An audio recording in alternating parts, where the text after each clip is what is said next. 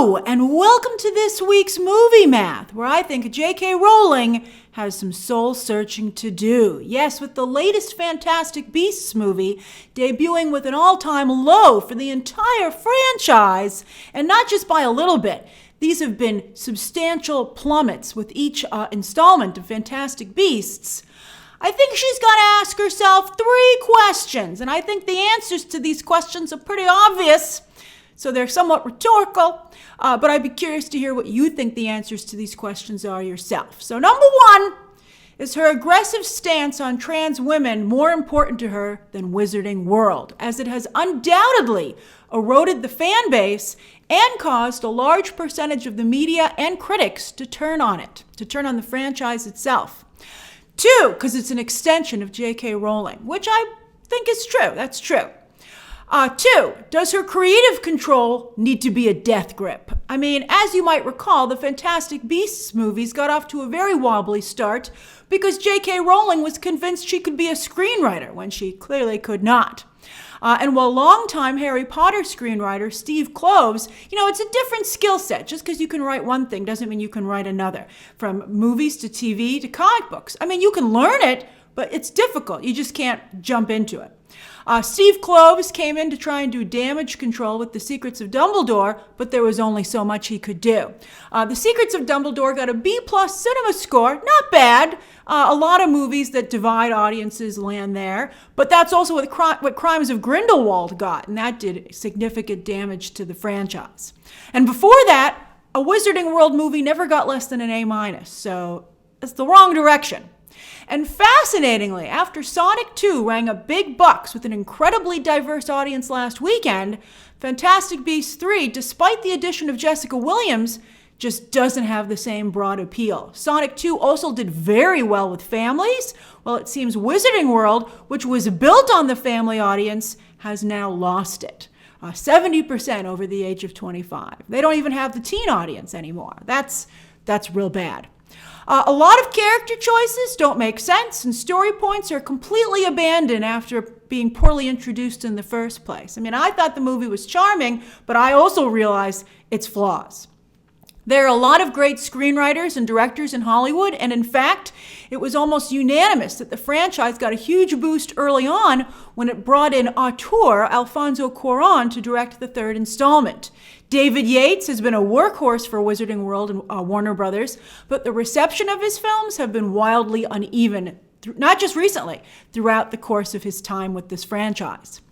All long-running franchises benefit from rotating directors and bringing in fresh viewpoints. But the problem is, with all the controversy now surrounding the Wizarding World, from J.K. Rowling's anti-trans remarks to what many feel was the unfair firing of Johnny Depp, even if Mads Mikkelsen does a better job, to the tragic personal meltdown of Ezra Miller, which is pulling focus.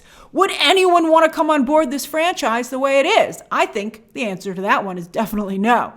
Now here's the 3rd question, and this was the most interesting to me. Should she consider a George Lucas-style deal where she sells Wizarding World to Warner Brothers Discovery for an insane amount of money? Oh, this is a good one. Let's discuss. This is what they definitely should do. Bottom line, J.K. Rowling, no matter how you might feel about certain things, I think that at the end of the day, it's indisputable that J.K. Rowling, using the pen name Robert Galbraith, a leader in creating and promoting gay conversion therapy, is absolutely despicable. And she can come up with whatever excuse she wants to for why she did it.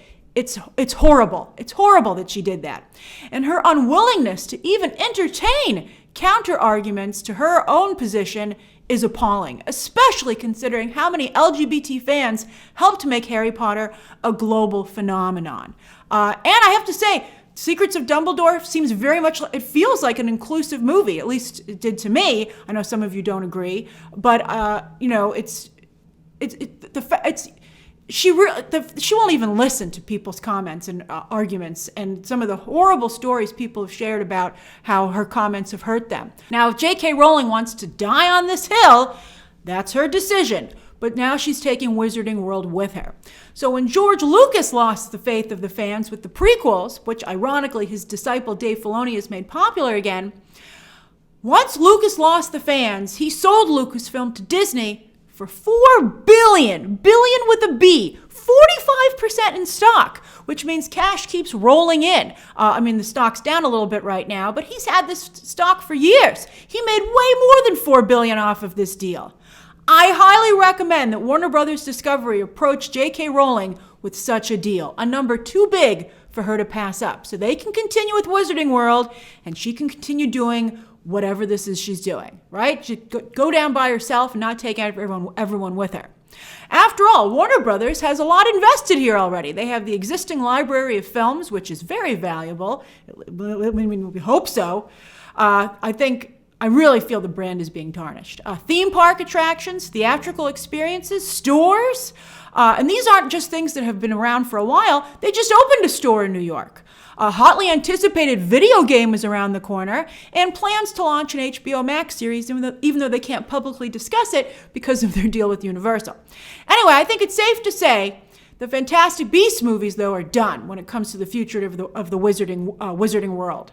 Warner Brothers, I think, will not greenlight the final 2 films. They never should have said it was going to be 5 movies. They just set themselves up for failure. But I don't think they're going to make those 2 movies, and they should instead do another film focusing on Dumbledore versus Grindelwald, which is what everyone wants anyway. But I would even consider making that a series and bring that price tag down. $200 million is nuts for a Wizarding World film that is focusing more on adult appeal than all ages appeal. People want when it comes to Dumbledore versus Grindelwald, do it right. Have the romance, have the duel, tell a very adult story, bring that price tag down to $100 million or less, and maybe throw it up on the streaming service. But overall, Wizarding World cannot continue as is. It needs either a total reboot or a nostalgia play with the original cast returning. I know they said they wouldn't do it, but there's always a paycheck big enough. They just recently came back for the reunion. But I will say that in the current state with JK Rowling's comments, I don't think the 3 stars would return. So you have to remove JK Rowling for that to happen. Paychecks wouldn't be big enough for them to come to, because it's a moral situation. So very curious to hear your thoughts on that down below. I think the George Lucas deal is the way to go. That's going to solve everything. Can Warner Brothers Discovery get that kind of money together? That's an interesting question too, because of course they've just spent a lot of capital literally on this merger. Although certainly there was enough left over for David Zaslav to get a $250 million bonus. So there's cash somewhere, I think.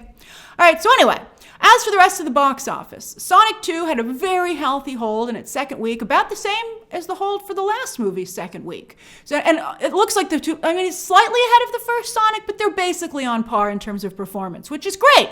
The franchise might not be growing, but it's in very good shape for Paramount. And Paramount gets another family brand. I think the audience for this skewed particularly young, and then of course, children at heart who love the games, who've loved the games growing up.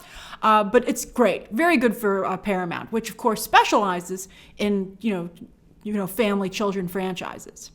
Everything Everywhere All at Once finally went fully wide, adding almost another 1,000 theaters this weekend. Yet it only jumped 2%, which means it's at the peak of demand. They shouldn't expand it any further, and it's only going to go down from here. But still, climbing all the way to number 4 gives it exposure. It did better than Father Stew, which just opened, and it should help with it. That should help with its its awards campaign. A24 does not have a great awards campaign office, but hey, anyone could get Michelle Yeoh a nomination for this movie. She's phenomenal. That should be a given. We'll see what other nominations they might be able to get. And we'll see how it does on streaming. I think a lot of people might be willing to give it a click rather than a purchase. Speaking of streaming, The Batman hits HBO Max tomorrow, baby, tomorrow. Oh, I'm so excited. And be sure to join me for our live watch along at 7 p.m. Eastern Standard Time. Oh, get your snacks ready. We're going to have such a good time. It'll be my 3rd time seeing it. I can't wait to watch it with you. The film is almost out of the top 10, as you can see, meaning it's either the perfect time for it to hit digital, or people know it's hitting digital, so they all backed off of going to see it in theaters because they can see it at no extra cost starting tomorrow. And a lot of people probably do know that it's coming to HBO Max tomorrow because Warner Brothers has been promoting the heck out of that on social media. We'll see if they announce a bump in subscribers in the next few days or weeks to really play that up and to show that they're doing well. The Batman will finish its theatrical run now, we can see, with under $800 million. Not the billion we would have liked, but I think there are other circumstances, the shortened theatrical window, the war with Ukraine, COVID kind of having a little bit of a resurgence. It's still, as I've said before, I think ultimately it's a good start for this. And it performed better than any DCEU movie except for Aquaman, Batman v Superman, and the original Wonder Woman. So it's certainly a strong contender. Now, before we head over to streaming, new BTT merch drops today. Isn't it adorable? I love the way this turned out. These are actually the emojis that I commissioned for members to use in the comments, so that's where you've seen them before. But I've blown them up to t-shirt size because you guys like them so much, and I've paired them with 4 of your favorite BTT sayings. And if you can't pick a favorite Grace emoji, you can get them all on a mug or a sticker sheet. I'm very proud we have a good range of price points there, so if you like the design, everyone should be able to get something cool. All right, and the link is down below to the store. All right, so let's start with Nielsen for mid-March, where Reacher has finally fallen out of the top 10 and had an amazing run, but Amazon still has Mrs. Maisel and Upload hanging on in a sea of Netflix. Over on movies, Turning Red was not a one-week wonder. It has stamina. Fantastic. It's posting very big numbers on Disney Plus in its second week. It is the new Encanto. And I'm so happy about that. I think that's great. It's a really strong film. And I actually think that Disney Plus was a great space for it. A month out, The Adam Project is still huge on Netflix. No wonder Disney Plus, speaking of Disney Plus, nabbed Walker Scoble as their new Percy Jackson. And speaking of exclusive Disney Plus content, Cheaper by the Dozen you can see debuted at only number 7, showing that outside of Marvel and Star Wars, Disney still has some work to do with their original content for streaming. Will Percy Jackson help turn that all around? I mean, it's not doing horrible, but it's not the phenomenon. They have some stuff coming up, the new Hocus Pocus, the new Enchanted. Hopefully that stuff will perform better. Even Home Sweet Home Alone got some pretty good traction, even though it was horrible. All right, so anyway, as for Netflix's charts, Joey King is still a Netflix superstar as her new movie debuted at number 1 last week, while The Adam Project here is still at number 2. This is about a couple of weeks ahead of the Nielsen chart. Here it's been 5 weeks in the Netflix top 10. And The Bubble still doing strong numbers in its second weekend, despite very poor reviews. So that's the beauty of Netflix. Hey, you're subbed, you got to watch something, and they just have a constant stream of new content. Speaking of new content, over on shows, while Bridgerton is still queen by a long shot, new shows are doing great here, all popping into the top 10, including very high up a new reality show and Netflix's latest true crime sensation. Finally on iTunes, Infinite. Remember that? That was so bad. I was going to review it. I couldn't even get past the first 15 minutes of the movie. That debuted on Paramount Plus like a year ago. You can finally get it on iTunes, wherever you can get digital movies. And look, it's number 2. That's amazing. So it's a silver lining for Mark Wahlberg since Father Stu opened so poorly at theaters this same weekend. Passion of the Christ and the 10 Commandments seem to be the popular Easter movies of choice this year. Hollywood doesn't make enough Easter movies. They should do some more. As for this coming week, 3 movies are sliding into theaters right before Doctor Strange 2 kicks off the summer movie season. No movie wants to open the week right before. So these movies feel they have a 2-week cushion before Doctor Strange hits, which is reasonable. I think this is good timing for these films. You've got The Northman, who's taking advantage of all the premium screens. DreamWorks is The Bad Guys, and another kooky South by Southwest entry, The Unbearable Weight of Massive Talent. Is it a new Everything Everywhere All at Once? And will it eat into that movie's audience? That'll be fascinating to see next weekend. On streaming, The First Lady starts today on Showtime, while Monday, the final season of Better Call Saul kicks off on AMC. Tuesday, Netflix has Abercrombie & Fitch documentary talking about the fall of that once iconic mall staple. And then on Wednesday, Netflix brings the new season of Russian Doll. And then on Thursday, HBO Max has the new season of Flight Attendant. I'm going to review that early this week. And Hulu has their true crime series, Captive Audience. There's so much content.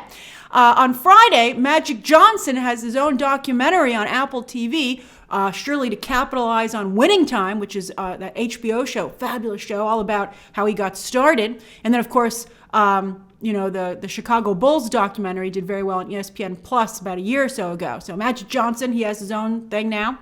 A very British scandal, season 2 on Amazon, a week after the debut of Anatomy of a Scandal on Netflix. The titles are even becoming the same. There's not even enough titles or words to go around for these shows.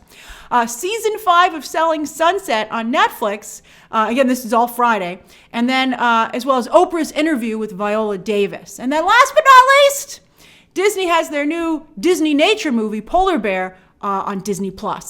So that's this week's Movie Math. What have you been watching? What do you plan to watch? And how do you think Wizarding World can move forward, if at all? Is it too big to fail? It's not. I think JK Rowling might have thought it was, but it clearly is not. All right, share those thoughts down below, subscribe today, and of course, as always, you can check out some more videos right now.